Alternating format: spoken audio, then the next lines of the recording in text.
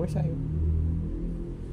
Assalamualaikum warahmatullahi wabarakatuh. Waalaikumsalam warahmatullahi wabarakatuh. Selamat siang dan salam sejahtera untuk kita semua. Yang terhormat Kepala SDN 1 Ngeri, yang saya hormati Ibu Elia Maya Dewi SPD selaku narasumber diseminasi budaya positif, yang saya hormati pula Bapak Ibu peserta diseminasi. Senang sekali saya hari ini berjumpa dengan panjenengan sedaya dalam acara diseminasi budaya positif CGP Angkatan 10 yang akan dibawakan oleh Ibu Dewi. Apa kabar Bapak Ibu? Baik. Alhamdulillah. Ini datang ke sini dalam hati yang gembira, Jeng? Ya. Alhamdulillah bahwa di siang hari ini kita berkumpul di acara diseminasi ini dengan hati yang gembira meskipun cuaca agak sedikit panas seperti itu, Jeng. Nah, baik Bapak Ibu, sebelum acara kita mulai pada hari ini, izinkan saya untuk membacakan susunan acara yang akan berlangsung. Yang pertama adalah pembukaan yang kita akan buka dengan doa bersama. Kemudian yang kedua adalah menyanyikan lagu Indonesia Raya. Kemudian yang ketiga, sambutan kepala sekolah SDN atau yang akan diwakili oleh Bapak Aris. Kemudian kegiatan inti diseminasi budaya positif yang akan disampaikan oleh Ibu Elia Maya Dewi. Kemudian ada lain-lain dan kegiatan penutup. Nah, Bapak Ibu semuanya, untuk mengawali kegiatan hari ini mari kita buka dengan berdoa menurut agama dan kepercayaan kita masing-masing. Berdoa dipersilakan.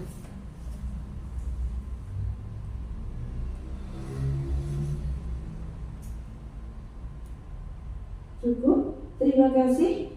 Nah, untuk acara yang kedua adalah menyanyikan lagu Indonesia Raya yang akan dipimpin oleh Ibu Pipin Mustifa. Monggo, Bu Pipin. Hadirin mohon berdiri.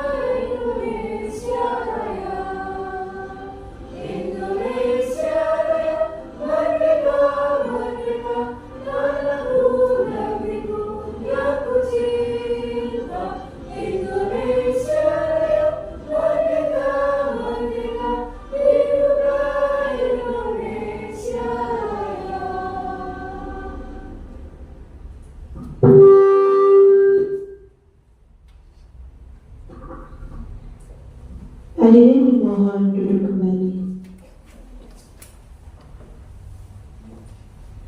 Baik, Bapak Ibu,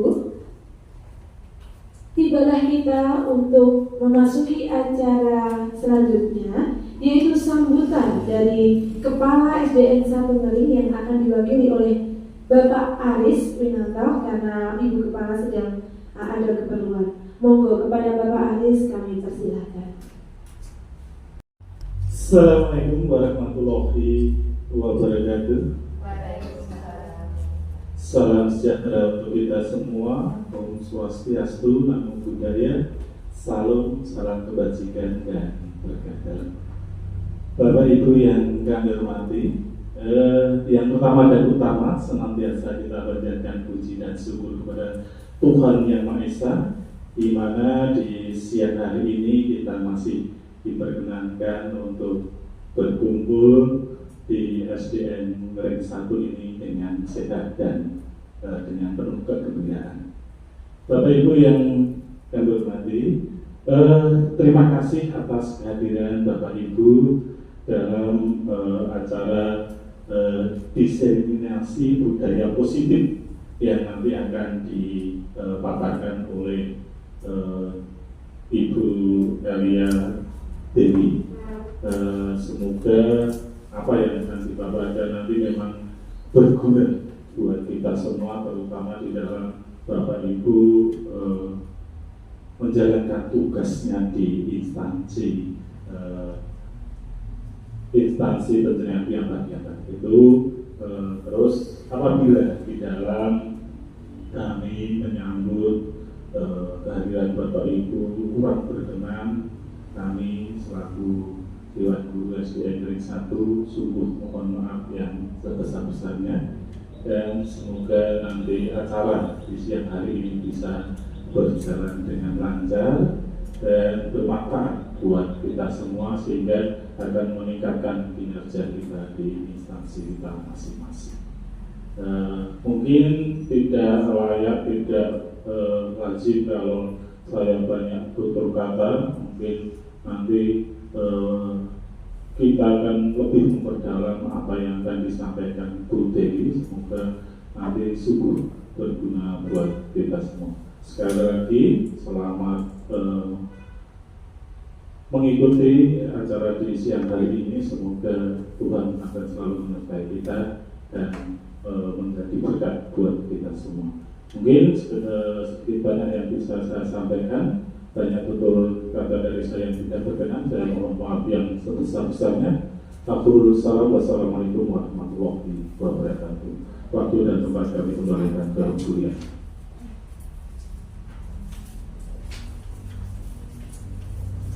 Jadi terima kasih untuk Pak Aris yang telah memberikan sedikit prakata di siang hari ini. Nah Bapak Ibu, sesuai dengan judul kita hari ini, yaitu diseminasi budaya positif di sekolah. Mungkin bagi kita sudah ada yang pernah mendengar kata budaya positif, atau bahkan ada yang belum pernah mendengar sama sekali, atau bahkan sudah menerapkan di kehidupan sehari-hari tapi tidak tahu bahwa oh ternyata ini adalah budaya positif.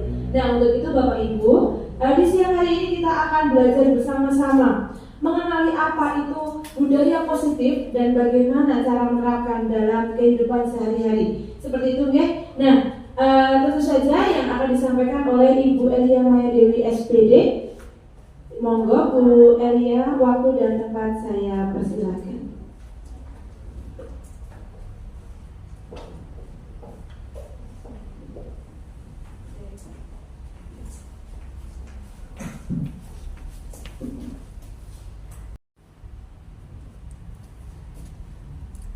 Yang terhormat Ibu Kepala SDN 1 Ngereng, yang saya hormati Bapak Ibu Guru SDN 1 Ngereng dan ibu-ibu yang saat ini saya undang dari SDN 1 Papahan, kemudian Sumya, kemudian ada dari Rejoso, ada dari Wonoboyo 2. Selamat siang Bapak Ibu. Selamat siang. Apa kabar? Sehat? Alhamdulillah. Pada kesempatan siang hari ini saya berdiri di sini bukan menggurui panjenengan semua, tetapi kita akan belajar bersama tentang apa itu budaya positif. Mungkin Bapak Ibu sudah banyak mendengar tentang apa itu budaya positif. Nanti kita akan bersama-sama mempelajari untuk budaya positif itu dan nanti penerapannya bagaimana. Monggo Pak Bayu. Pada kesempatan siang hari ini kita dapat melihat di paparan bahwa di situ ada tangga dari atas sampai bawah. Dari bawah ini tentang filosofi pemikiran KHD. Apakah Bapak Ibu ada yang besok filosofi pemikiran KHD itu seperti apa? Apakah ada yang tahu? Gimana Pak? Ing ngarsa Suntulodo, ing Madya bangun karsa, tuturi handayani. Iya, itu sangat terkenal sekali ya, filosofi pemikiran KHD. Mungkin ada lagi Bapak Ibu pernah mendengar pemikiran KHD itu yang seperti apa? Atau belum sama sekali? Ya, yang terkenal yaitu ya, yang di depan ing ngarsa Suntulodo, ing Madya mangun karsa, tutwuri handayani. Nah, kita sebagai guru itu tugasnya adalah menuntun. Nuntun itu ya gandeng tangannya anak-anak dalam artian menuntun pada kodrat alam dan kodrat zaman. Kodrat alam itu, kodrat alam yang dimaksud bagaimana? Jadi anak-anak itu kita tuntut sesuai dengan minat bakatnya. Kemudian kalau kodrat zaman itu sesuai dengan perkembangannya. Kalau sekarang kita ini berada di era 21, berarti anak-anak kita itu masuk di era digital ya. Kita sebagai guru itu harus menuntun ke arah itu, kemudian untuk mencapai suatu kebahagiaan. Lagi untuk pemikiran KHD, selain kita menuntun itu, kita sebagai guru itu hendaknya kita menghamba kepada anak kita. Jadi di dalam mendidik anak kita itu, ya kita benar-benar, kalau kita punya murid seperti saya di kelas 1 26, ya hati saya itu ya jumlahnya 26. Antara si A dengan si B dengan si C itu perlakuannya akan berbeda. Jadi kita memperhatikan bahwa pendidikan itu menghamba pada anak, kita melayani anak-anak kita dengan setulus hati. Ya hati kita untuk anak kita 26, ya kita berikan 26 dengan perlakuan yang berbeda-beda. Kemudian kita ini seorang pendidik itu ibaratnya seorang petani. Seorang petani itu kira-kira tugasnya apa Bu? Coba. Ya, merawat, memupuk, ya menanam. Merawat, memupuk, menanam. Kemudian kira-kira kalau kita petani, memanen ya, memanen. Kemudian kalau kita menjadi petani, siapa yang menjadi benihnya? Siapa Bu? Oh siswa, ya betul. Siswa yang menjadi benihnya. Kemudian tempat kita, lahan kita itu apa? Iya, sekolah. Jadi kita menurut pemikiran KHD ini, kita itu sebagai petani. Kemudian anak-anak kita itu sebagai benihnya. Terus lahannya itu adalah sekolah kita. Jadi di dalam pemikiran KHD ini kita tugasnya menuntun tadi agar anak-anak kita bisa menemukan talentanya, kemudian menemukan bakatnya, agar mereka menemukan sesuatu hal yang istimewa baginya dan bisa mengembangkan diri sehingga dia mampu untuk mencapai suatu kebahagiaan. Ini untuk pemikiran KHD. Kemudian di atasnya ada nilai dan peran guru. Dalam hal ini, saya yakin dari masing-masing Bapak Ibu guru memiliki nilai dalam dirinya. Di antaranya mandiri, ada reflektif, inovatif, kolaboratif, dan berpihak kepada siswa. Nah, mungkin di antara nilai tersebut ada 1-2 yang menonjol dalam diri kita. Mungkin kalau Pak Aris atau Pak Bayu menonjolnya di dalam inovatif. Kemudian kalau Bu Retno, Bu Liana menonjolnya tentang kolaboratif. Kemudian kalau Bu Ita mungkin berpihak kepada siswa. Jadi setiap orang itu sebagai guru pasti memiliki nilai, sesuatu yang bisa kita tonjolkan ke orang lain dan bisa kita kembangkan. Kemudian ada peran guru. Di sini ada peran guru menjadi pemimpin pembelajar, kemudian mendorong kolaborasi, ada kepemimpinan murid, kemudian menggerakkan komunitas praktisi. Saya yakin bahwa di setiap sekolah, di SD Ngerem, di Wonosobo, Pakahan atau Sumia, komunitas praktisinya pasti sudah berjalan dengan baik. Sudah berjalan ya Bapak Ibu? Alhamdulillah.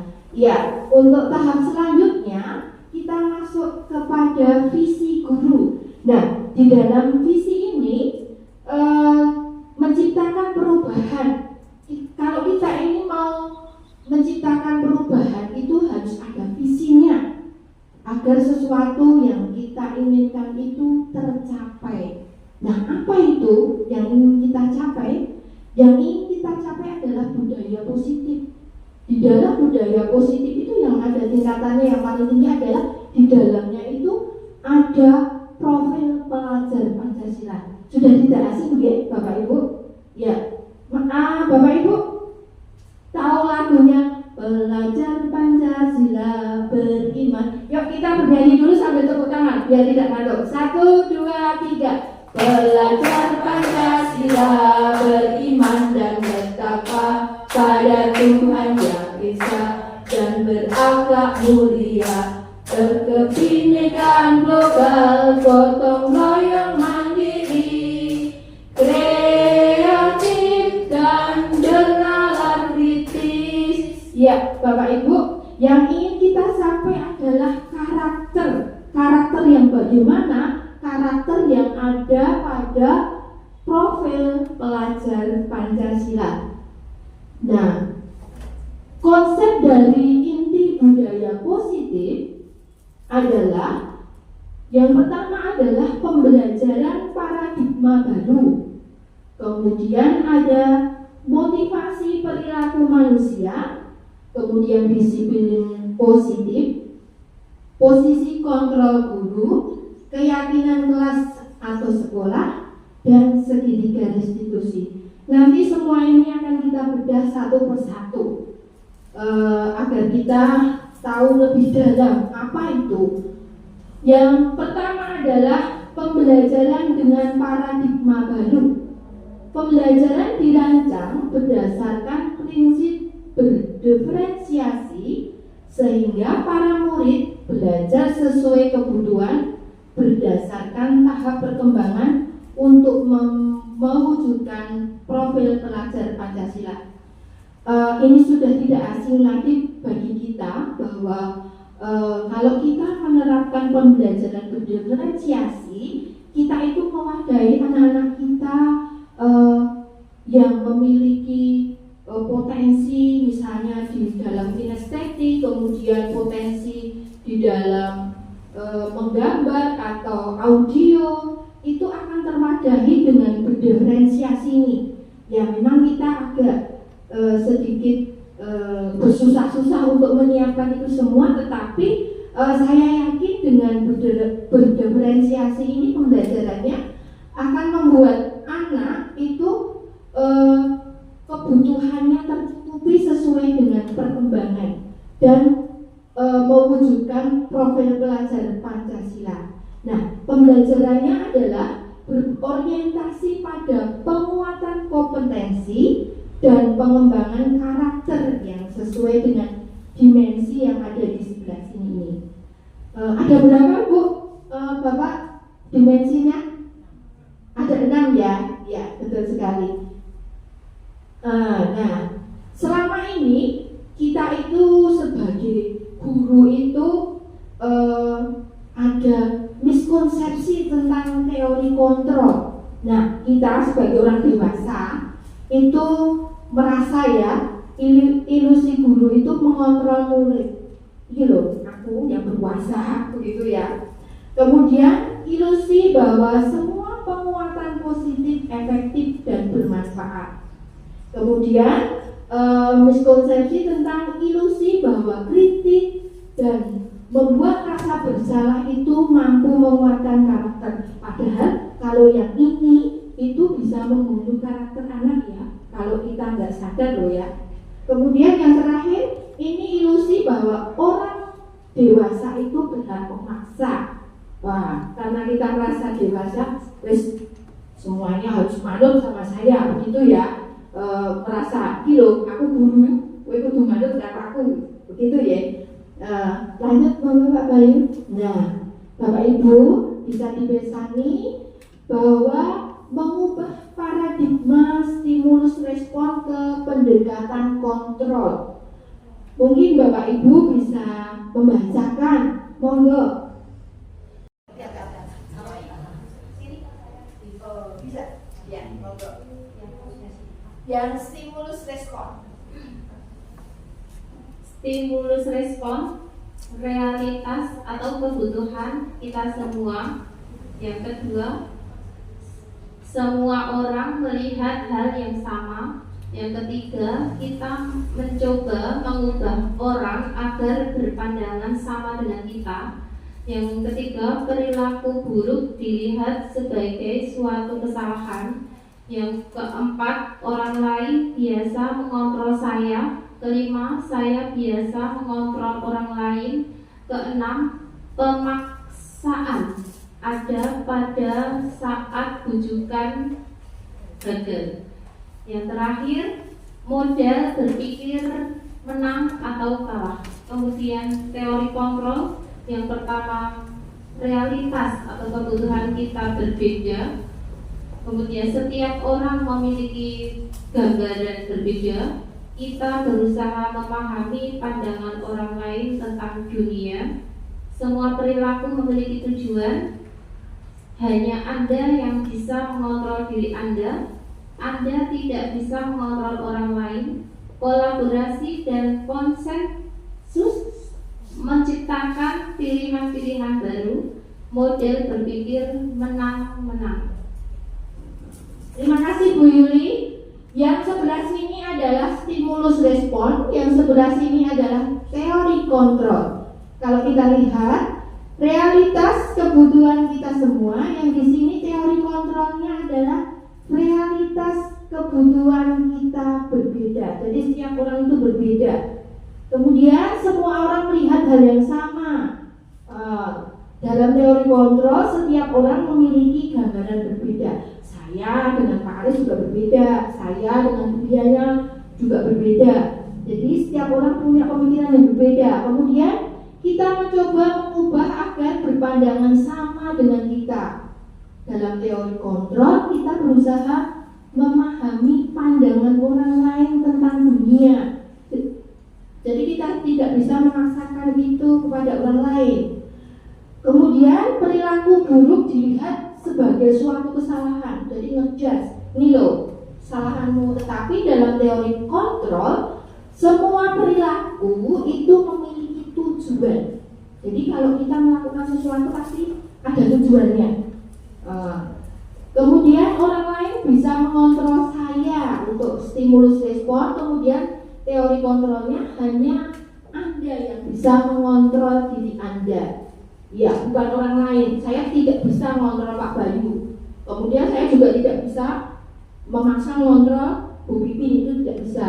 Kemudian saya bisa pemaksaan ada pada saat bujukan gagal. Kalau teori kontrolnya, kolaborasi dan konsensus menciptakan pilihan-pilihan baru. Ini luar biasa ya teori kontrolnya. Jadi diberi kebebasan untuk menciptakan pilihan-pilihan baru.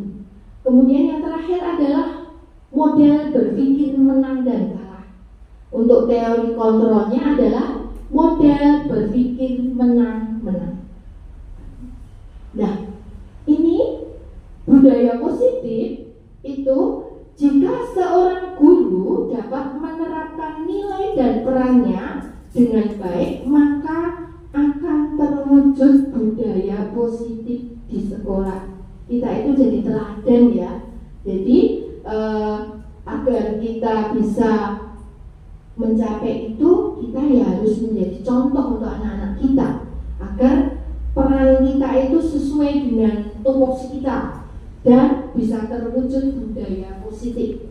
Kemudian budaya positif dapat terwujud dengan kolaborasi seluruh warga sekolah, bukan antara guru dan siswa saja. Bisa jadi kita kolaborasi dengan orang tua, kemudian stakeholder yang lain yang ada di sekitar kita. Kemudian salah satu tujuan perubahan visi adalah terwujudnya budaya positif di sekolah sesuai pemikiran KHD dan profil pelajar Pancasila yang tadi anak-anak kita dituntun tadi. Ini konsep penting yang harus kita perhatikan ya Bapak Ibu. Guru yang baik harus mampu menjadi teladan dan mewujudkan budaya positif. Jadi kita itu menjadi contoh. Apa yang kita kerjakan itu sungguh-sungguh dicontoh oleh anak didik kita. Jadi kiranya kita benar-benar memberi contoh yang baik. Budaya positif dapat diwujudkan dengan menerapkan konsep-konsep inti yang meliputi ada disiplin positif, kemudian motivasi perilaku manusia, hukuman dan penghargaan, ada 5 posisi kontrol guru, keyakinan kelas, yang terakhir adalah segitiga restitusi. Pasti ada beberapa hal yang baru yang kita dengar ya, apalagi ini yang paling bawah ini mungkin ada beberapa teman-teman yang belum paham tentang segitiga restitusi. Nah, Bapak Ibu pasti di SD kita masing-masing sudah banyak hal yang kita terapkan. Ini adalah contoh di SDN 1 Ngereng, penerapan budaya positif di sekolah, peduli dengan kebersihan lingkungan sekolah. Ini kita lakukan dalam kegiatan Jumat Sehat. Setiap hari Jumat kita melakukan kebersihan lingkungan agar lingkungan kita menjadi bersih, kemudian anak-anak juga nyaman untuk berkegiatan di sekolah. Nah, ini ada juga penerapan membiasakan budaya literasi. Ibu-ibu yang ada di kelas 1, apakah ada yang juga secara rutin menerapkan budaya literasi ini? Bisa memberikan contoh, Bu Sari? Ya, kalau untuk SD saya biasanya sebelum pelajaran membaca dulu, membaca bersama, terus nanti kadang gantian. Terima kasih. Luar biasa, ini di SDN Pakahan ya. Kalau di SDN Sumiang mungkin ada pembiasaan literasi. Biasanya setiap hari Jumat anak-anak itu membaca buku yang di belakang di pojok. Anak saya, iya, baca. Dan kreatif ya. Penerapan budaya literasi bisa bermacam-macam. Budaya literasi itu kan ada macamnya, ada budaya literasi digital juga bisa, kemudian kita juga ada literasi tentang apa itu budaya, kemudian kita bisa literasi tentang semua hal yang berkaitan tentang pembelajaran kita. Jadi kayak di tempatnya Bu Sari tadi 15 menit atau 10 menit sebelum pelajaran itu diadakan literasi. Ini sungguh luar biasa, bisa membangun semangat belajar anak-anak didik kita. Seperti yang terlihat di sini juga anak-anak aktif dalam kegiatan literasi. Bapak Ibu bisa persani di samping atau di belakang kelas ini. Ini adalah contoh dari literasi yang diterapkan di kelas 1 dengan tema-tema tertentu. Ya, kita sepakati sesuai dengan kebutuhan kelas masing-masing begitu. Nah, ini yang sering kita lakukan ya di semua sekolah pasti, membiasakan budaya 5S. Senyum, sapa, santun, sopan, dan salam. Ya, setiap hari kita lakukan. Kalau anak-anak berangkat sekolah, kemudian Bapak Ibu guru yang piket bisa berdiri di depan sana untuk menyambut anak-anak begitu. Nah, ini juga ada penerapan budaya positif di sekolah yang mengembangkan potensi melalui ekstrakurikuler. Kebetulan di SD kami itu ada ekstra gamelan, karawitan, ada angklung, kemudian ada tari, ada juga menggambar atau melukis. Kemudian tidak kalah pentingnya di SD kami juga di dalam pembinaan iman itu ada kegiatan pengembangan ekstrakurikuler yang kaitannya dengan agama. Itu anak-anak diajarkan tentang surat-surat pendek ya Bu Bibin ya. Mungkin ada satu pengalaman di SD Rejoso tentang pengembangan potensi. Untuk pengembangan potensi di SD Negeri 2 Rejoso itu melalui kegiatan ekstrakurikuler itu banyak banget ya. Hampir sama dengan SD Negeri Ngering, SD Negeri 1 Ngering ini ada tari, ada karawitan, kemudian juga ada baca tulis Al-Quran, juga banyak kegiatan ekstrakurikuler yang lain, ada pencak silat juga. Nah itu kami laksanakan rutin setiap hari dari Senin sampai dengan Kamis sesuai dengan bakatnya anak-anak, sesuai dengan jadwal yang sudah disepakati, yang sudah dibuat oleh SD Negeri 2 Rejoso. Dan alhamdulillah sampai sekarang itu berjalan dengan lancar dan anak-anak juga berantusias untuk mengikuti ekstrakurikuler karena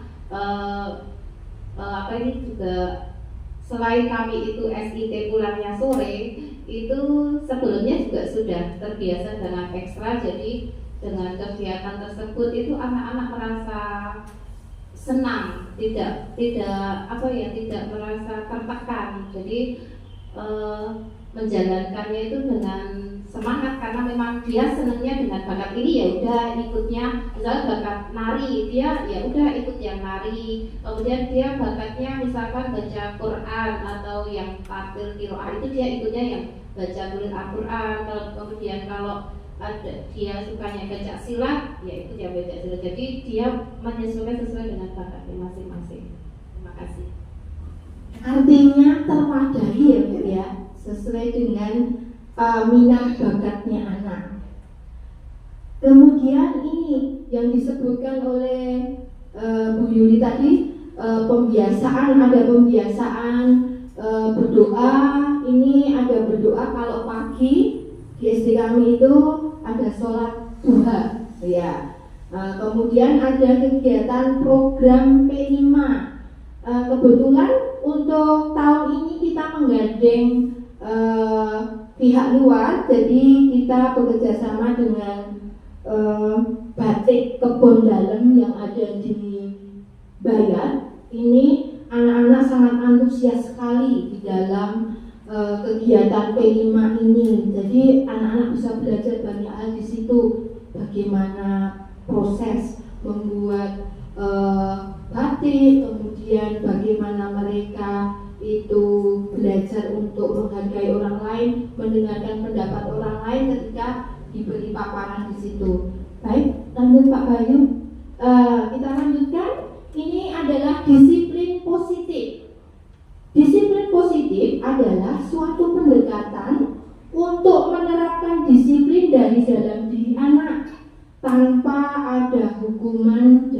hadiah. Jadi tidak ada embel-embel hukuman atau hadiah. Nah, disiplin positif cara penerapannya yang mengajarkan anak bertanggung jawab dan menumbuhkan kesadaran diri serta nilai-nilai kebajikan. Kemudian mengarah ke disiplin diri yang dapat mengontrol diri dalam melakukan tindakan.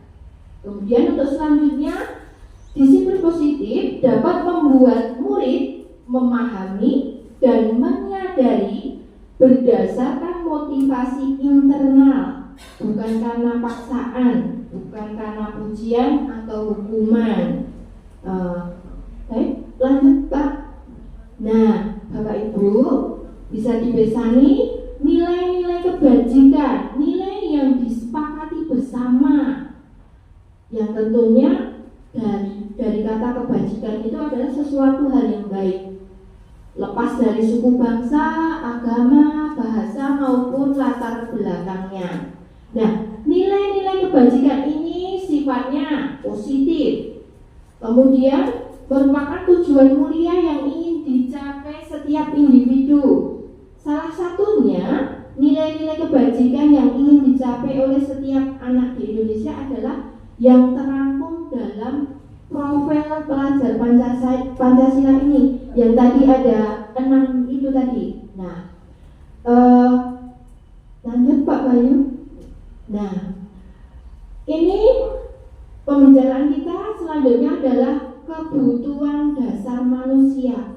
Apa toh yang kita butuhkan sebenarnya? Kebutuhan dasar manusia merupakan unsur yang dibutuhkan oleh manusia dalam menjaga keseimbangan baik fisiologis maupun psikologis. Hal ini tentunya bertujuan untuk mempertahankan hidup dan kesehatan. Terpenuhi salah satu aja, pasti ada hal-hal yang tidak kita inginkan terjadi. Nah, ini kebutuhan dasar ini menurut Dr. William Deser dalam Choice Theory yang dibagi menjadi 5. Apa toh kebutuhan dasar manusia itu? Untuk yang pertama adalah bertahan hidup. Dalam hal ini, bertahan hidup itu kita makan, pakaian, tempat tinggal, keamanan, kesehatan. Nah, ini yang utama. Kalau kita menanamkan ke anak-anak, nek ra makan, nek ra ngombe, apa akibatnya? Manusia ya kan?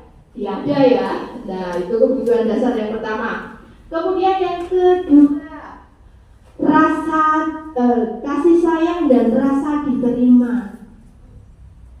Rasa diterima, berbagi, dipedulikan, kerjasama menjadi bagian dari kelompok.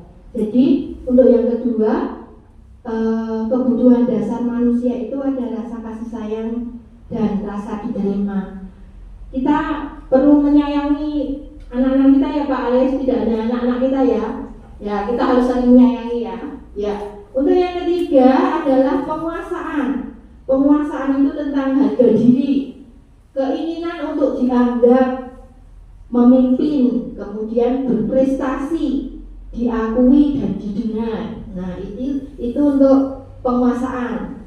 Yang selanjutnya adalah kebebasan.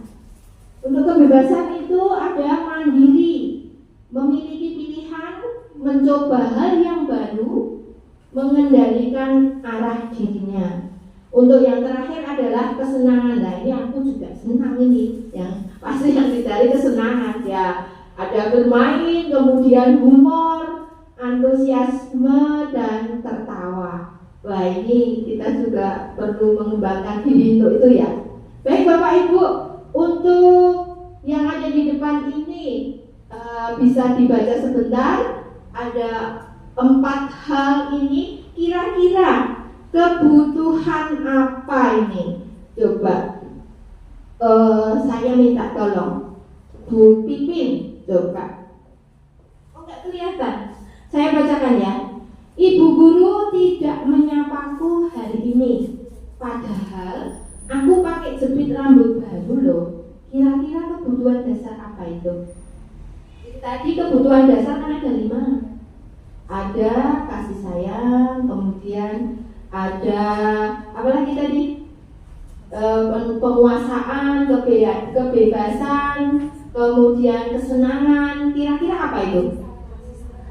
Iya, perlu diperhatikan. Ya, kasih sayang. Sepakat ya, Bapak Ibu? Kalau yang pertama itu adalah tentang kasih sayang. Kemudian yang di bawahnya, aku sebel gambarku tidak rapi. Malah ibu guru menunjukkan ke teman-temanku di depan kelas.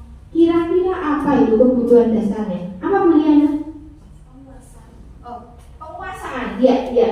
Ya, itu penguasaan. Jadi anak-anak itu merasa sebel gambarnya tidak rapi. Malah ditunjukkan ke teman-temannya. Jadi tambah malu ya Bu ya. Ya, ini kebutuhan penguasaannya tidak tercukupi. Kemudian yang di sebelah sini, ibu guru bilang aku tidak boleh bersenandung, tidak boleh nyanyi-nyanyi sewaktu mengerjakan tugas. Berarti hal ini kebebasan. Ya. Kemudian yang bawahnya, aku bosan, masa belajarnya cuma gitu-gitu aja dengan ibu. Nah, ini apa? Sebentar. Adi, yang di atas itu tadi kesenangan atau kebebasan? Ini loh, ada kata kuncinya. Tadi aku tidak boleh bersenandung. Nah, kesenangan ya. Ya, kalau ini yang bawah ini baru kebebasan. Aku bosan, masa belajarnya cuma gitu-gitu aja. Nah, kemudian ini motivasi perilaku manusia, motivasi untuk menghindari ketidaknyamanan atau hukuman. Kemudian motivasi untuk menjadi orang yang mereka inginkan dan menghargai diri sendiri dengan nilai-nilai yang mereka percaya. Nah, motivasi untuk mendapatkan imbalan atau penghargaan dari orang lain. Wah, kalau ini sudah masuk, kalau misalnya motivasinya sudah minta imbalan atau penghargaan, ini menjadikan anak itu kurang baik ya karakternya nanti jadinya. Nah, ya, yang diharapkan adalah motivasi yang datang dari dalam dirinya, motivasi intrinsik yang datang dari dalam dirinya. Jadi kalau motivasi intrinsik yang datang dari dalam dirinya itu istilahnya kita imani, kita kembangkan menjadi suatu karakter yang baik, begitu. Nah, ini motivasi perilaku manusia ini untuk menghindari ketidaknyamanan dan hukuman. Pengen dihukum, pengen tidak biar menghindari ketidaknyamanan. Wah, kalau seperti ini mesti nanti bu guru atau pak guru marah. Nah, tidak nyaman ya. Atau dapat hukuman. Nah, kalau kamu seperti ini, nah, kamu saya hukum seperti ini. Nah, seperti itu. Kemudian motivasi untuk mendapatkan imbalan dari orang lain. Misalnya imbalannya bisa uang, kemudian bisa barang. Nah, itu.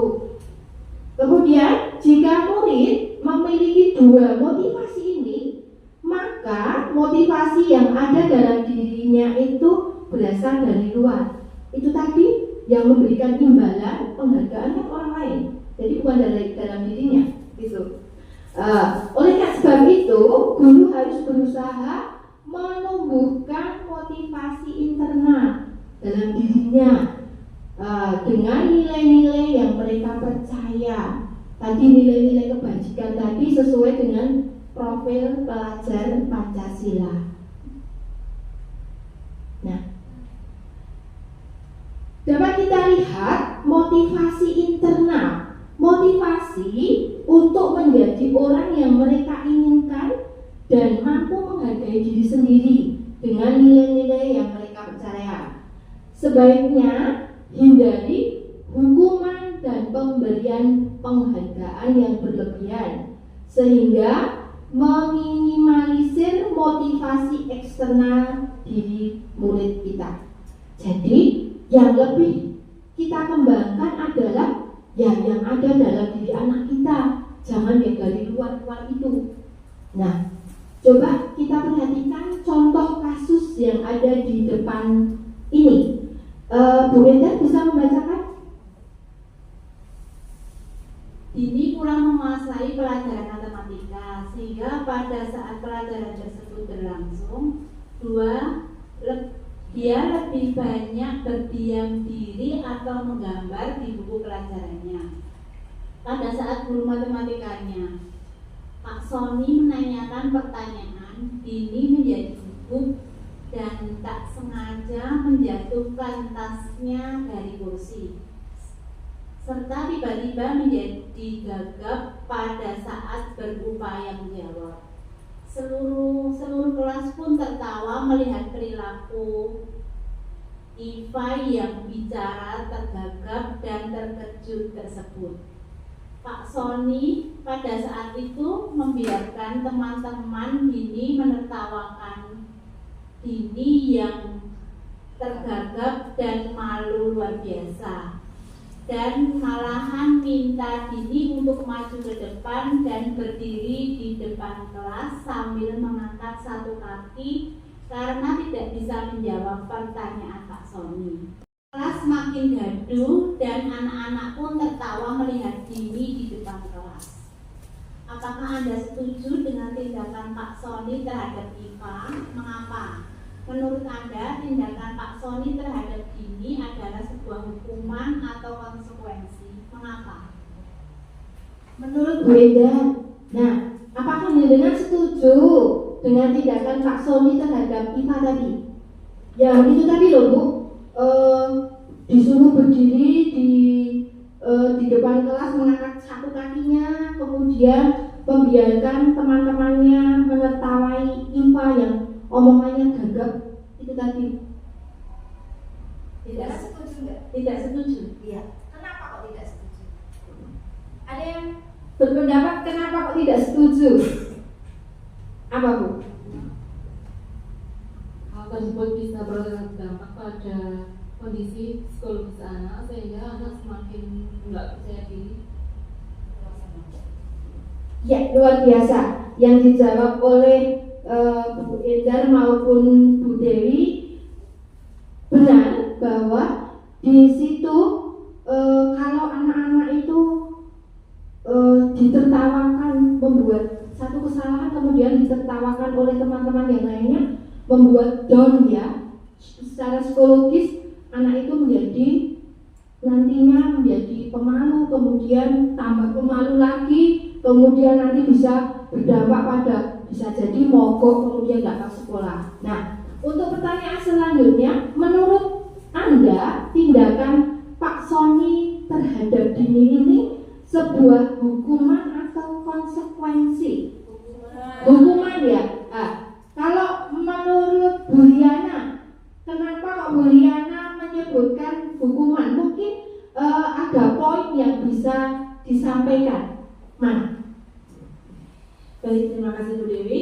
Menurut saya itu adalah sebuah hukuman bagi anak, karena di situ Pak Sony itu hanya mengambil tindakan dari sisi Pak Sony saja. Jadi dia hanya mengambil tindakan dari pihak Pak Sony saja. Dia tidak menanyakan kenapa kok siapa Dini itu tidak misalnya kita bisa bisa menanyai anak dulu apa sih latar belakang dia melakukan kesalahan, kemudian bisa ditanya dulu apa yang bisa ditemukan solusi yang akan datang supaya dia tidak mengulangi lagi seperti itu. Jadi menurut saya itu adalah sebuah hukuman karena Pak Sony hanya mengambil tindakan sesuai yang Pak Sony rasa benar, seperti itu.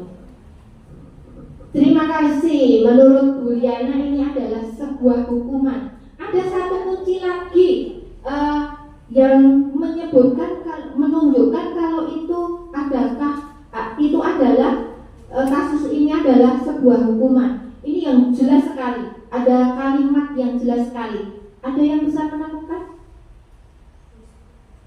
Ada yang bisa menemukan? Dini ini diminta maju ke depan kelas dan berdiri di depan kelas sambil mengangkat satu kaki karena tidak bisa menjawab pertanyaan. Nah, ini adalah hukuman bersifat apa? Fisik, ya. Ya, anak kita dini tadi disuruh mengangkat kaki, satu kakinya. Kemudian kalau yang diutarakan oleh Bu Liana tadi itu secara psikis. Jadi sepakat ya kalau kasus ini adalah jenis kasus tentang hukuman.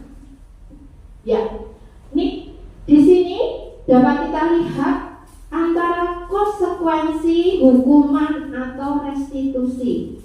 Bisa kita lihat bahwa konsekuensi adalah hasil atau akibat dari suatu tindakan atau keputusan yang bisa bersifat positif atau negatif. Bisa positif, bisa negatif. Kemudian untuk hukuman, nah ini hukuman, suatu bentuk konsekuensi negatif yang diberikan sebagai respon atas tindakan yang melanggar aturan, norma, atau hukuman. Itu tadi yang diutarakan oleh Bu Liana itu tadi betul. Nah, itu satu arah ya yang diberikan hukumannya. Kemudian untuk restitusi, proses kolaborasi yang mengajarkan murid untuk mencari solusi. Yuk kita bareng-bareng mencari solusi. Kemudian membantu murid untuk berpikir tentang orang seperti apa yang mereka inginkan. Kamu itu sebenarnya ingin apa toh? Nah, bagaimana mereka harus memperlakukan orang lain. Nah, dari paparan ini Bapak Ibu bisa persani bahwa perbedaan antara konsekuensi, hukuman, dan restitusi. Lanjut Pak Bayu. Nah, ini dia ada perbedaan hukuman, konsekuensi, dan restitusi. Yang tadi disampaikan oleh Ibu Liana bahwa hukuman itu ini bersifat satu arah tadi yang dikatakan oleh Bu Liana. Kemudian tidak terencana, tiba-tiba ya sudah kalau misalnya anak saya tidak membawa buku ya, dah sana keluar, lalu berdiri di bawah bendera sana atau berlari keliling lapangan. Nah itu. Kemudian murid tidak tahu apa yang terjadi atau tidak dilibatkan. Ya tinggal kita itu cenderung ngejudge, terus aku sekarang keluar gimana gitu ya. Kemudian ini yang terpenting adalah hukuman berupa fisik atau psikis ya. Nah itu tadi dalam kasus tadi ternyata ada dua hal yang bisa terlihat, secara fisik dan psikis. Kemudian untuk konsekuensi ini terencana, disepakati sesuai dengan peraturan. Jadi kalau anak berbuat salah kemudian kalau kamu seperti ini nanti kamu misalnya saya menumpahkan minum teman saya, kemudian konsekuensi dari menumpahkan itu kira-kira apa? Ya, membersihkan ya Bu ya. Kemudian murid tetap dibuat tidak nyaman. Kalau misalnya seperti itu, kadang-kala teman-temannya, kamu tadi ini toh mesti diejeki gitu ya. Tadi sudah berbuat seperti ini, begitu di kelas. Kemudian sikap guru selalu memonitor murid. Ya, ini kadang sering kita lakukan ya. Kalau konsekuensi ini. Kemudian yang terakhir adalah restitusi. Nah, proses menciptakan kondisi bagi murid untuk memperbaiki kesalahan. Jadi diajak ngomong, berkolaborasi tadi.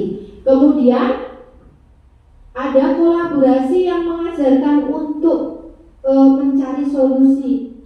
Kira-kira kalau aku terlambat itu solusinya apa begitu. Jadi kita ajak ngomong, mau apa, mau bagaimana begitu ya. Lanjut Pak Bayu. Ya. Ini adalah konsep disiplin identitas gagal dan sukses. Yang ini sebelah sini hukuman, kemudian konsekuensi, ada restitusi. Saya beri waktu 2 menit bisa membaca untuk itu tentang konsep disiplin identitas gagal dan sukses. Oh, tidak kelihatan. Kalau tidak kelihatan, saya kasih contoh satu aja ya. Nih, untuk hukuman identitas gagalnya, murid atau anak belajar menyembunyikan kesalahan. Kemudian untuk konsekuensinya, murid atau anak belajar taat pada aturan. Kemudian untuk restitusi, murid atau anak belajar memecahkan masalah. Itu ngajak kolaborasi tadi. Kalau ini taat pada aturan, kalau hukuman bisa menyembunyikan kesalahannya. Lanjut Pak Bayu. Nah, ini ada beberapa pertanyaan. Coba panjenengan amati dari 1, 2, 3, 4, 5. Untuk mencatat 100 kali di dalam buku kalimat, saya tidak akan terlambat lagi karena terlambat ke sekolah. Saya tidak akan terlambat lagi. Nah, kira-kira kalau mencatat 100 kali ini hukuman atau konsekuensi? Hukuman ya. Nih, kemudian menggantikan kertas tugas teman yang telah dicoret-coret. Konsekuensi, betul. Kalau kehilangan 10 menit jam istirahat untuk mengerjakan tugas karena tadi terlambat datang, konsekuensi. Kemudian yang di bawahnya, murid diminta telanjang kaki, boten ngagem sepatu ya, sepanjang hari karena tidak memakai sepatu warna hitam. Kira-kira itu hukuman ya? Ya, ini hukuman yang sangat kejam ini. Kemudian yang terakhir, membersihkan tumpahan air di meja tulis karena tersenggol. Konsekuensi, benar sekali. Nah, kita akan belajar tentang 5 posisi kontrol. Ya, apa 5 posisi kontrol kita? Gak kelihatan Pak Bayu? Ada manajer. Ada yang tahu? Penghukum, manajer, kemudian teman merasa bersalah. Kita ulangi. Yang pertama penghukum, yang kedua membuat rasa bersalah, kemudian ada sebagai teman, kemudian ada manajer. Ya. Kira-kira jenengan itu berada di posisi mana? Apakah di posisi teman sekarang ini ya? Apakah di posisi teman atau di posisi merasa bersalah atau posisi manajerial? Kira-kira apa? Teman. Kalau kan jenengan sama. Oh, teman. Kalau Bu Pipin apa? Oh, manajerial. Kalau Bu Diana apa? Kalau saya terus terang tergantung kasusnya aja. Jadi kadang saya bisa menjadi teman, kadang bisa menjadi manajerial seperti itu.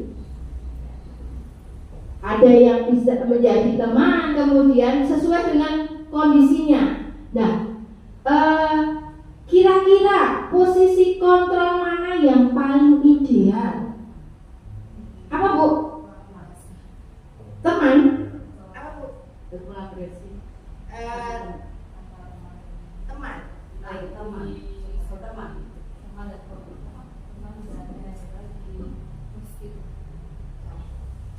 Dalam hal ini, posisi yang paling ideal yang kita laksanakan adalah sebagai manajerial.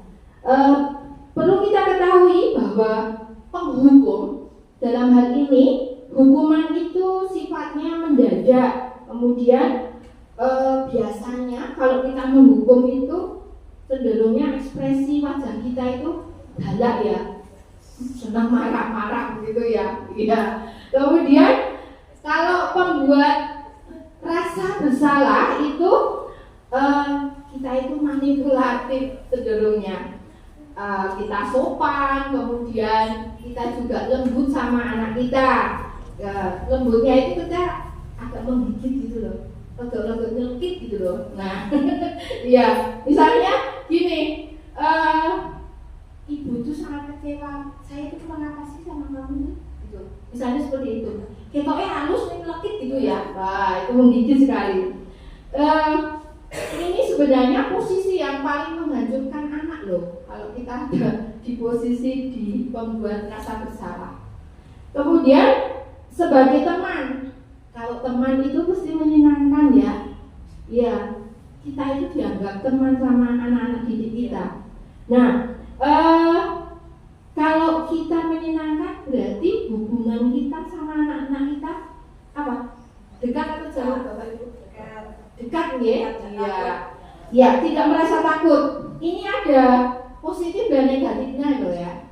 Kalau negatifnya, kalau misalnya ada anak kita berbuat salah, kalau kita dianggap teman ya, kalau yang nanti menangani itu bukan kita, nanti anak-anak kita itu bisa menyepelekan, halah mau guru KW ya.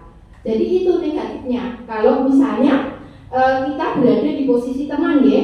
Nah, kemudian untuk posisi pemantau. Nah, guru dalam posisi pemantau ini berada di tengah-tengah, tidak berpihak, tetapi mendukung, mencari solusi. Dan yang terakhir adalah posisi manajer. Nah, kalau di perusahaan itu manajer itu sesuatu yang mentereng ya, yang ada di atas itu loh. Nah, itu kita diharapkan juga yang paling ideal adalah berada di posisi manajer. Saling kolaborasi antara kita dengan murid kita mencari solusinya. Gimana toh kalau berbuat seperti ini, anak kita harus bagaimana? Kita ajak bicara agar anak kita itu menemukan. Jadi menemukan apa yang menjadi nilai, nanti karakter apa yang bisa dikembangkan untuk anak didik kita. Begitu. Monggo Pak Bayu. Nah, ini 5 posisi kontrol itu ada penghukum, teman, pemantau, pembuat rasa bersalah, dan manajer. Hal ini ada poin-poin yang bisa kita lihat. Kalau penghukum itu kayak tadi saya bicarakan tadi cenderungnya kasar ya, suaranya yo bisa keras gitu ya. Nah, ini patuhi. Awas ya, kamu selalu saja salah ini loh. Nah, kamu selalu pasti seperti ini terakhir selesai. Ini kita menghukum. Ini loh, misalnya kita lihat anak kita tidak selesai, pasti kita loh. Ini loh, harus loh. Enggak, pengen ini rampung, tidak. Wah, gitu. Jadi kita sebagai penghukum ya. Kemudian di bawahnya pembuat rasa bersalah. Nah ini ada kata, saya sangat kecewa. Kita sebagai guru sangat kecewa sekali dengan kamu. Kemudian Bapak harus beritahu kamu ya, gimana coba? Iya toh, aku tuh iya toh. Nah gitu. Kemudian sebagai teman itu tadi kita terlalu akrab sama anak kita. Ini kalimatnya seperti ini. Ayo bantu. Ini loh demi Bapak loh. Ini demi Ibu loh. Nah, ayo ingat kita bantu Bapak selama ini. Kamu ingat? Ayo ingat tidak bantuan apa yang sudah saya berikan ke kamu. Nah, kemudian untuk pemantau, peraturannya apa yang harus kamu lakukan. Ini sanksi atau konsekuensi ini loh yang jadi kuncinya. Kemudian untuk yang manajer, apa yang kita yakini. Nah, pada keyakinan kelas kita, bukan pada peraturan, tetapi pada keyakinan kelas kita. Apa kamu meyakininya? Nah, jika kamu yakini, apakah kamu bersedia memperbaikinya? Jadi kita kembalikan ke anak kita. Kalau anak kita bersalah sesuatu. Nah, jika kamu memperbaiki ini, hal ini menunjukkan apa tentang dirimu? Apa yang kamu rencanakan untuk memperbaiki hal ini? Nah, nanti akan kita lihat beberapa kasus di belakang.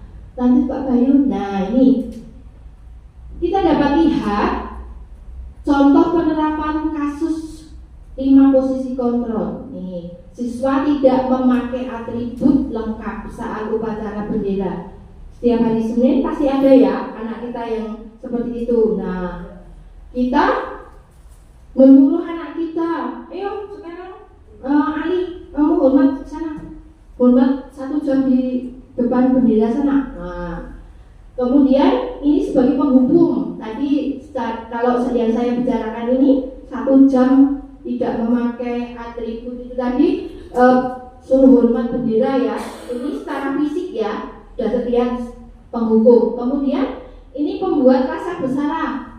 Berapa kali ibu harus memberitahu kamu selalu mengecewakan ibu. Ada kata mengecewakan itu tadi. Lanjut Pak Bayu.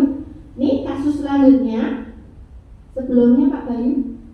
Nah ini teman. Kalau ada siswa tidak memakai atribut tadi sebagai teman nih, ayo dong ikuti peraturan sekolah kita.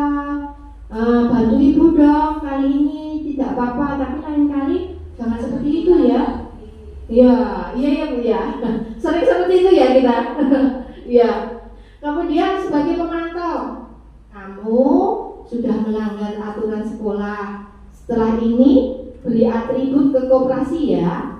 Jangan diulang kembali. Nah, yang terakhir adalah manajer. Apa kamu tahu kesalahanmu di mana? Tadi kesalahannya di mana Bapak Ibu?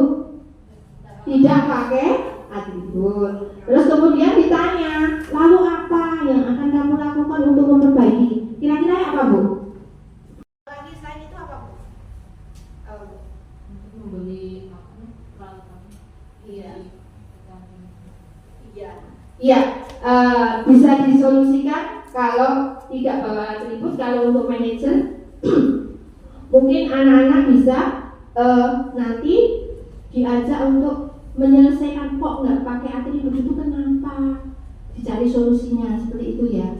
Lanjut Pak Bayu. Nah ini ada soal 1, 2, 3, 4, 5. Coba saya mau mendengarkan suaranya Pak Alfi. Pak Alfi, untuk yang pertama paling atas itu kira-kira apa?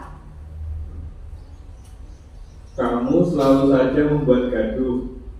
Ini termasuk penghubung atau pembuat rasa bersalah atau sebagai teman atau pemantau atau manajer? Pemantau. Menurut Fadila pemantau? Iya. Karena dia selalu membuat gaduh, artinya dia sudah melakukannya berulang-ulang. Dia sedang si guru sedang memantau anak itu karena sudah membuat gaduh gitu. Mungkin ada pendapat lain? Bu Pipin apa? Iya, penghukum. Ini loh, ada kata kita seperti menghadik ya. Kamu itu loh, ya ngejas. Kamu itu loh selalu saja membuat gaduh. Lebih tepat menghukum ya Pak ya. Untuk selanjutnya, nih, untuk yang kedua, kira-kira apa Bu? Apa rencanamu untuk memperbaikinya? Manajerial. Apa Bu?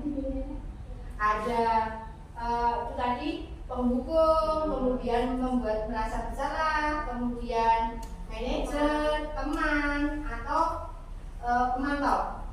Manajer. Ya. Untuk yang kedua ini apa toh rencanamu untuk memperbaikinya? Itu manajer ngajak anak-anak untuk mencari solusi. Nah ini yang bawah ini teman. Oh iya, jenengan sering jadi teman ya Bu, jadi langsung tahu. Ayo bantulah demi ibu. Nah itu jadi teman. Kemudian yang keempat, kamu tidak akan mendapatkan nilai kalau kamu tidak pernah mengerjakan tugas ini. Kira-kira apa?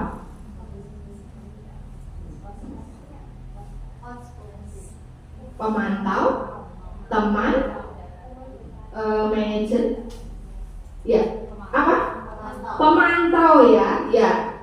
Ini yang terakhir, saya kecewa sekali. Kamu mengulang kesalahan itu terus. Apa? membuat rasa bersalah. Betul sekali. Ya. Lanjut Pak Bayu. Nah, Bapak Ibu, kalau kita lihat di layar itu, kenapa kok keyakinan kelas bukan peraturan kelas? Kira-kira apa? Oh, kenapa? Nih, apakah ada yang berpendapat? Ada? Kenapa kok keyakinan kelas bukan peraturan kelas? Bu Bibi? Karena kesepakatan bersama. Oh, ya. Kalau keyakinan kelas itu kesepakatan bersama. Ini loh Bu, nih saya ibaratkan seperti ini. Ada seorang yang memakai helm. Memakai helm itu kira-kira untuk mematuhi peraturan atau untuk yang lainnya? Iya betul, untuk keselamatan. Kemudian kalau dilarang merokok, itu apa?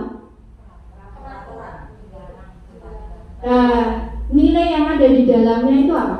Nilai apa? Kalau tadi pakai helm itu nilai yang ada di dalamnya ada keselamatan. Kemudian kalau yang dilarang merokok tadi kesehatan ya. Nah, kalau kita itu tadi di dalam peraturan itu cenderungnya adalah satu arah. Jadi langsung kita yang membuat. Nah, agar kita itu tidak terlalu mengekang anak-anak kita, maka harusnya yang ideal itu kita membuat keyakinan kelas dari peraturan tadi, kemudian kita buat keyakinan kelas. Ya, di dalam keyakinan kelas itu ada nilainya seperti tadi yang diutarakan oleh Bu Pipin tadi. Oh, kalau pakai helm itu bukan karena mematuhi peraturannya saja, tetapi ada nilainya apa? Nilai keselamatan. Kemudian yang satunya tadi dilarang merokok, nilai yang terkandungnya apa? Kesehatan ya. Jadi kalau secara hierarki peraturan kemudian dijadikan pada keyakinan kelas agar tidak hanya mematuhi saja, tetapi benar-benar nilai yang ada di dalam diri anak kita tadi yang keselamatan ataupun tadi misalnya kesehatan tadi sungguh tertanam dalam diri anak kita. Oh ya, nilai yang harus saya kembangkan itu ternyata nilai ini dan ini. Nah, kita yakini menjadi sesuatu hal yang intrinsik yang lahir dalam diri kita. Jadi bukan karena dipaksa untuk orang lain begitu ya, tetapi di dalam keyakinan itu kita membuatnya bersama-sama, berkolaborasi dengan anak didik kita untuk mencapai lingkungan yang positif. Nah, dengan lingkungan yang positif itu tadi akan menumbuhkan budaya positif yang bisa dikembangkan di sekolah kita. Jadi untuk keyakinan kelas itu peraturan kelas biasanya terbit tanpa persetujuan pihak objek yang harus dilaksanakan. Sedangkan keyakinan kelas adalah persetujuan yang dibuat bersama antara guru dengan murid. Selanjutnya akan ditaati bersama. Jadi tidak hanya guru saja yang membuat, tetapi sesuai dengan kesepakatan kelas kita. Oh, kelas kita itu mau gimana toh? Nah, begitu. Posisi murid bukan lagi objek tetapi sebagai subjek. Lanjut Pak Bayu. Keyakinan kelas atau keyakinan sekolah merupakan nilai-nilai universal yang mudah diingat, dipahami, disepakati tanpa ada paksaan, serta diyakini. Nah, ini diyakini bersama-sama dan dilaksanakan oleh semua warga kelas atau sekolah. Keyakinan akan memberikan motivasi dalam diri masing-masing anak ya. Apa toh yang akan dihidupi dalam hidupnya itu, keyakinan apa yang akan dihidupi, sehingga kelas akan lebih tergerak, bersemangat untuk menjalankan keyakinan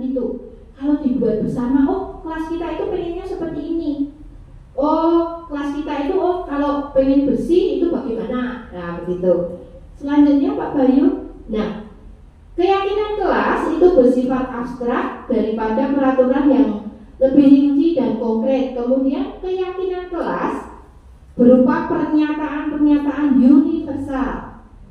Kemudian ada pernyataan keyakinan kelas senantiasa dibuat dalam bentuk positif. Keyakinan kelas dalam bentuk positif itu begini, mungkin tidak ada kata tidak gitu, tidak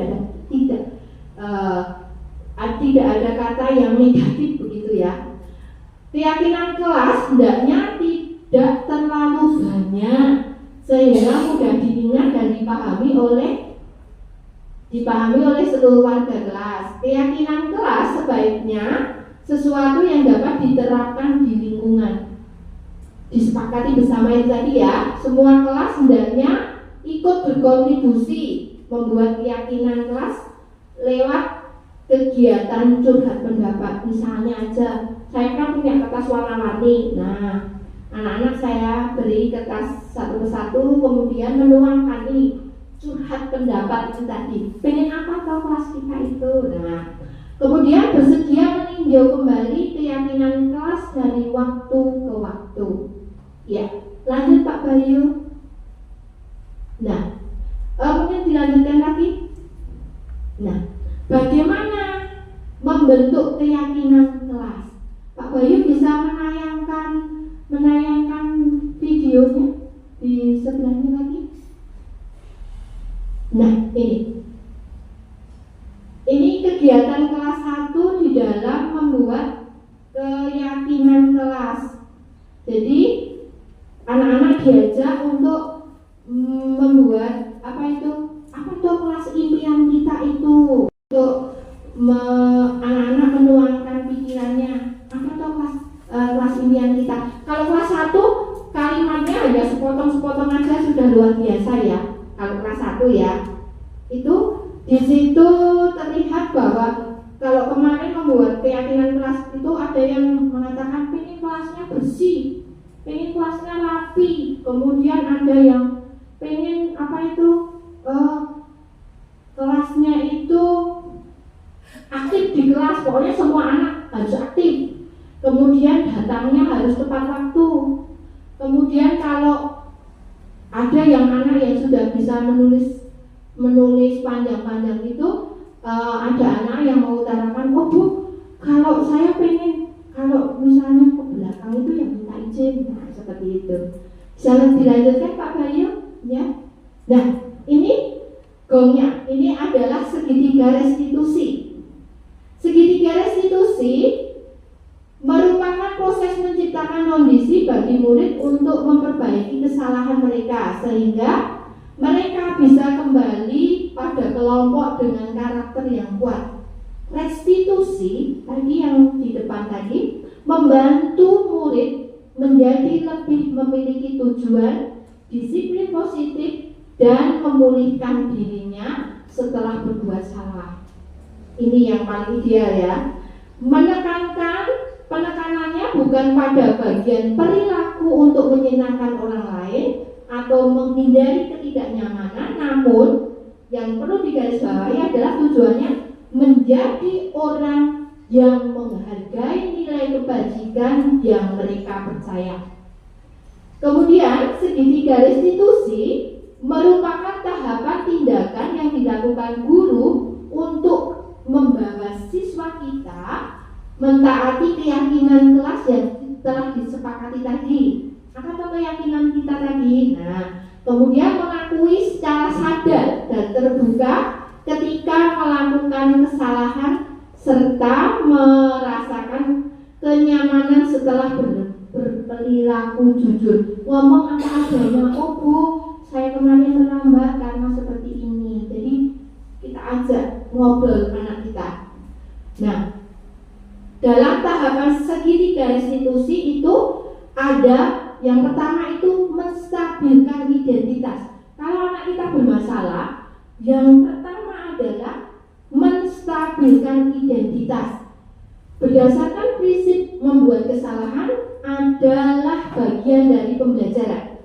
Nah, kalimat yang ada di dalam identitas, menstabilkan identitas itu ada di layar ini. Berbuat salah itu wajar. Kemudian setiap orang itu pernah melakukan kesalahan ya. Nah, saya juga pernah melakukan kesalahan. Jadi itu hal yang wajar kalau kita melakukan salah. Nah, itu poin yang ada ketika menstabilkan identitas. Kemudian selanjutnya Pak Bayu. Nah, yang kedua tadi menstabilkan identitas. Kemudian yang kedua adalah menvalidasi tindakan yang salah. Berdasarkan prinsip ini, setiap perilaku berupaya memenuhi kebutuhan tertentu. Nah, kalimat yang ada di dalam validasi tindakan itu ada beberapa hal. Nah, ini bisa dipesani. Nah, anak-anak diajak, kalau kamu berbuat seperti ini pasti ada penyebabnya ya. Nah, itu ada di dalam validasi tindakan. Nah, sekarang ceritakan, coba kenapa kamu terlambat, apa toh alasanmu. Nah, seperti itu. Lanjut Pak Bayu. Yang terakhir adalah menanyakan keyakinan. Keyakinan kelas kita tadi apa ya? Nah, berdasarkan teori kontrol, bahwa pada dasarnya kita termotivasi secara intrinsik. Sebagai contoh aja, dalam menangani kasus kelas 5 ada yang terlambat. Nah, terlambat tadi identitas, kemudian validasi, yang terakhir menanyakan keyakinan. Anak kelas 5 ada yang terlambat. Nah, terlambat itu ditanyakan keyakinan kelasnya kira-kira apa? Kalau terlambat itu keyakinannya apa Bu kira-kira? Ya, keyakinan kelasnya tentang kedisiplinan. Nah, dalam keyakinan, menanyakan keyakinan kelas ini kalimat-kalimat yang bisa diutarakan ketika anak kita ada masalah. Nah, kalimatnya seperti ini. Apa toh rencana kamu memperbaiki itu? Kayak tadi, kalau terlambat, oh ya harus bangun pagi. Iya caranya bangun pagi. Oh ya pasang alarm. Pasang alarmnya jam berapa?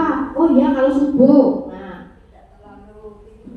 oh iya, tidak terlalu tidur malam. Jadi, apakah kamu meyakini kalau itu tadi disiplin itu bisa berguna untuk diri kita? Nah, itu ada dalam keyakinan kelas. Lanjut Pak Bayu, lanjut lagi.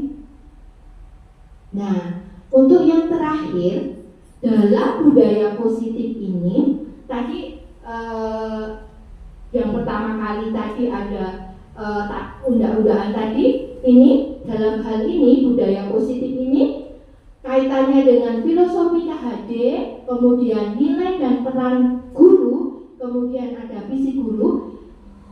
Kaitannya filosofi KHD mendalatkan budaya positif di sekolah, maka akan mempermudah mencapai tujuan pendidikan nasional sesuai dengan pemikiran KHD, yaitu pendidikan yang tadi saya utarakan berpihak pada murid dan bersifat menuntut. Kemudian nilai dan perannya adalah budaya positif dapat terwujud jika seseorang guru memiliki 5 nilai guru penggerak, yaitu berpihak pada murid, mandiri, reflektif, kolaboratif, inovatif, serta mendorong kolaborasi antar semua warga sekolah melalui keyakinan sekolah yang disepakati dan diyakini bersama. Kemudian yang terakhir adalah visi guru. Salah satu perubahan yang diinginkan sesuai dengan visi guru penggerak adalah terbentuknya budaya positif agar sekolah menjadi nyaman, berpihak pada murid, dan visi ini dilaksanakan dengan menyusun prakarsa perubahan. Mau berubah seperti apa toh? Nah, baik, ada tekad yang baik perlu dilaksanakan dengan kesungguhan untuk menghasilkan sesuatu yang baik. Bapak Ibu yang terkasih, demikian yang dapat saya sampaikan tentang disiplin positif kemudian tentang apa itu teori KHD, kemudian tentang segitiga restitusi yang terangkum dalam diseminasi budaya positif. Terima kasih atas kehadiran Bapak Ibu sekalian di dalam kegiatan diseminasi ini. Kiranya apa yang saya sampaikan ini nanti bisa diterapkan ketika anak didik kita terjadi masalah, tidak langsung kita menghukum, tetapi kita tadi sudah belajar tentang segitiga restitusi. Kiranya itu bisa diterapkan di kelas kita masing-masing dan sungguh berguna untuk Bapak Ibu sekalian di dalam kita membentuk karakter anak didik kita. Kiranya apa yang saya sampaikan itu sekian. Mungkin ada pertanyaan. Saya buka satu pertanyaan. Mungkin Bu Yulia ada pertanyaan untuk ini, untuk kegiatan ini.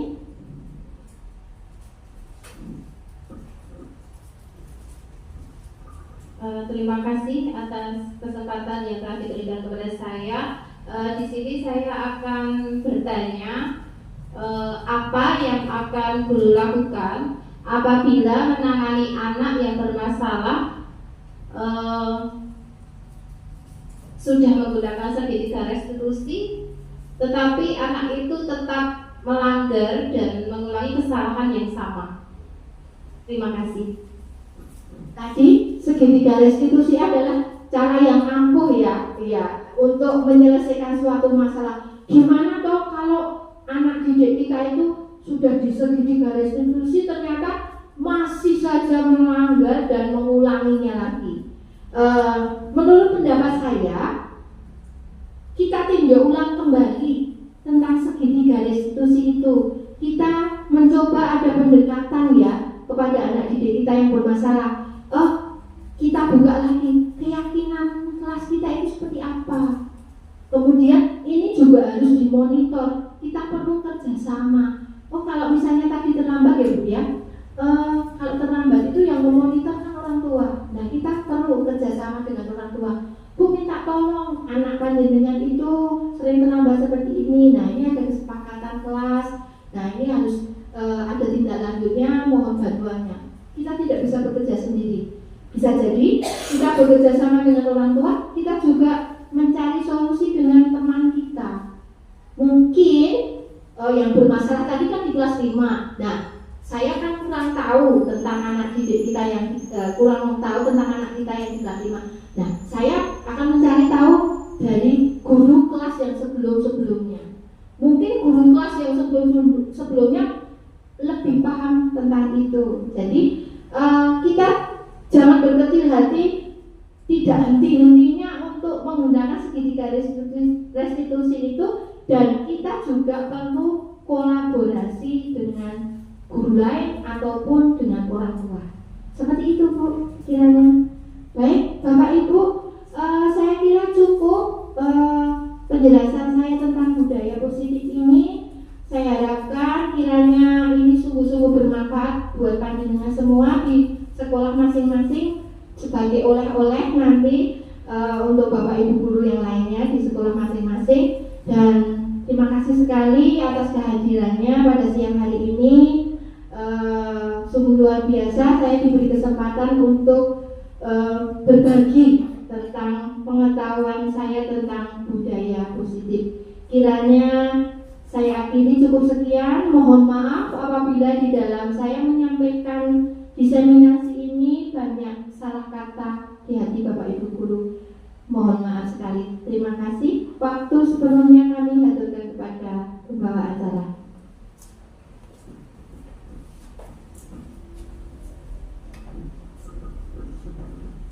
Baik, terima kasih untuk Ibu Dewi yang sudah menyampaikan materi yang sangat luar biasa tentang budaya positif. Kita beri tepuk tangan Bapak Ibu. Baik, seperti yang sudah kita tadi ikuti bahwa ternyata untuk kita sebagai guru untuk mewujudkan profil pelajar Pancasila ini, kita memang perlu tahu membedakan antara mana hukuman, konsekuensi dan juga mana yang mengarah pada restitusi. Seperti itu ya. Jadi ketika kita melakukan nilai dan peran kita sebagai guru, maka kita juga akan mengarah pada profil pelajar Pancasila sesuai dengan filosofi KHD, bahwa kita sebagai guru adalah menuntun siswa untuk mencapai kebahagiaan yang setinggi-tingginya berdasarkan kodrat zaman maupun kodrat alam mereka. Seperti itu. Nah, kemudian yang tadi juga kita sudah dapat pula tentang 5 posisi kontrol ya Bapak Ibu ya. Ternyata kita itu sebagai guru kadang-kadang bisa jadi teman, bisa jadi penghukum, bisa jadi manajer. Ternyata tadi yang paling harus kita pelajari adalah sebagai manajer. Jadi anak juga bisa anak bisa mengolah dirinya sendiri, tahu apa yang harus mereka lakukan sesuai dengan minat dan bakatnya. Seperti itu. Semoga apa yang sudah kita pelajari bersama siang hari ini bisa bermanfaat bagi kita maupun bagi kemajuan sekolah kita masing-masing. Saya sebagai pembawa acara mohon maaf atas kekurangan yang ada selama acara hari ini. Kurang lebihnya mohon maaf dan terima kasih sekali lagi Bapak Ibu. Kita tutup acara ini dengan berdoa menurut agama dan keyakinan masing-masing. Berdoa dipersilakan.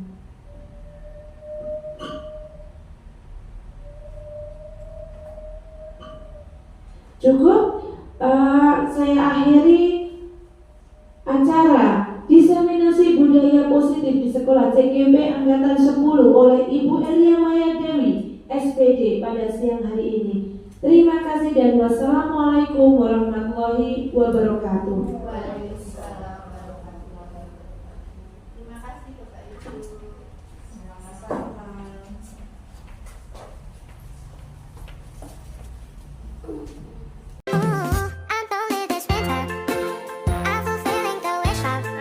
Hari ini kita akan bersama-sama membuat keyakinan kelas. Ada yang tahu keyakinan itu apa? Coba, apa masih Pak? Oh, kesepakatan kelas, bagus sekali. Kita nanti akan membuat kesepakatan kelas. Ya, kesepakatan kelas itu kita buat bersama-sama. Kira-kira kelas ini kira-kira apa ya? Mau kelas yang bagaimana? Oh, bersih, rapi, apa lagi? Ada aturannya. Oh, ada aturannya. Oh iya, aturan dengan keyakinan itu sama atau berbeda? Oh, ada yang tahu kalau aturan itu bedanya apa? Apa? Aturan itu apa? Siapa yang membuat coba? Siapa? Yang membuat siapa? Apa? Coba Mas Mati. Oh iya, kalau aturan itu yang membuat Bu Dewi, yang melaksanakan siapa? Oh iya anak-anak, tetapi kita hari ini akan membuat keyakinan kelas. Di depan anak-anak, tadi anak-anak sudah mengutarakan impiannya toh, mau seperti apa kelasnya toh. Nah, coba sekarang di meja anak-anak punya kertas satu-satu ya, bisa ambil, diambil satu. Nah, diambil satu-satu. Tuliskan kira-kira keyakinan kelas kita mau seperti apa. Yuk, bisa menulis? Yuk, guru mau lihat keyakinan kelasnya apa. Boleh ambil satu-satu. Nih, yuk. Ya. Yuk, ditulis. Yuk, ditulis dulu. Tadi tulis apa? Baik, ini ya. Yang lainnya di belakang. Yang lainnya di belakang nih. Yang lainnya ada lainnya di belakang. Sudah? Tulis? Ya. Ditulis dulu ya.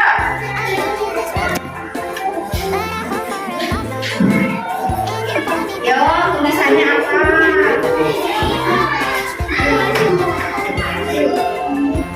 Yo, ditulis. Mau tulis apa, Mas? Pengen kelasnya seperti apa?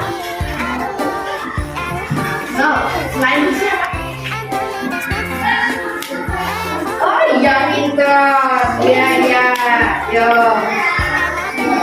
bagus sekali. Sudah ada yang selesai? Sudah ada yang selesai? Boleh ditempel di sini. Yo, yang sudah selesai silakan ditempel di sini. Boleh di sini ya? Yo, siapa yang sudah? Yo. Oh, aku sudah selesai. Ya. Siapa lagi ya? Yang mau nempel? Ayo, siapa yang sudah selesai?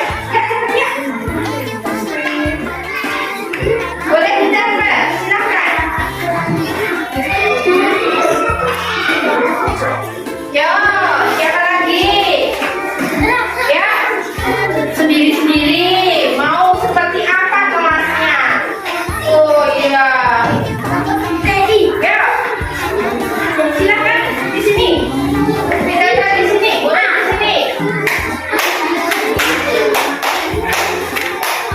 Masih Pak sudah. Oh iya. Boleh di sini ya. Ya. Oh iya. Iya. Terima kasih. Ya. Iya. Ada yang masuk. Boleh diletakkan di sini. Siapa lagi? Ya. Oh iya.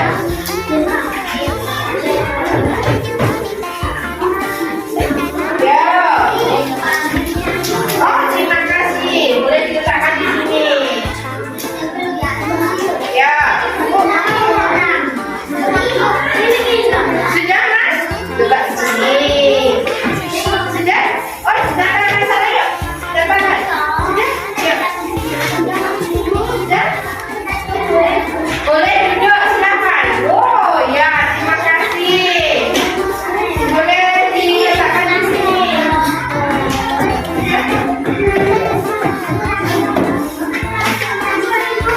Tidak apa-apa. Tidak apa-apa. Ya, mari kembali.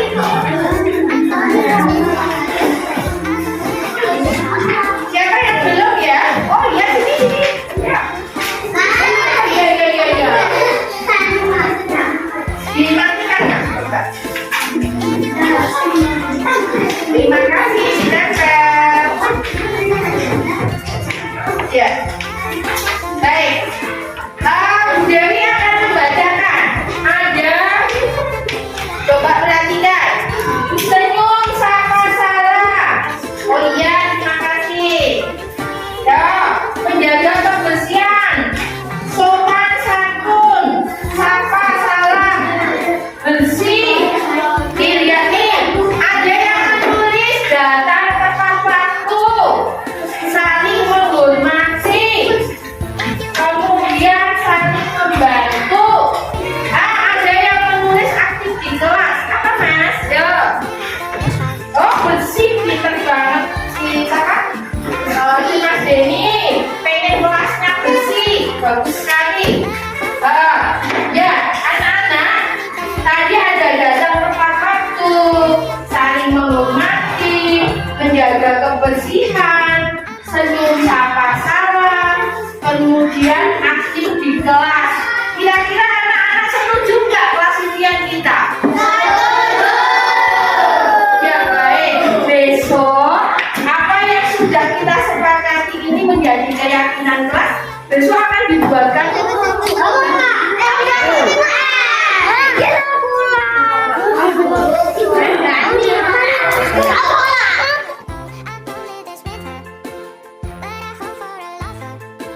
Nina Mustika, saya senang mengikuti diseminasi budaya positif karena dapat menambah pengetahuan.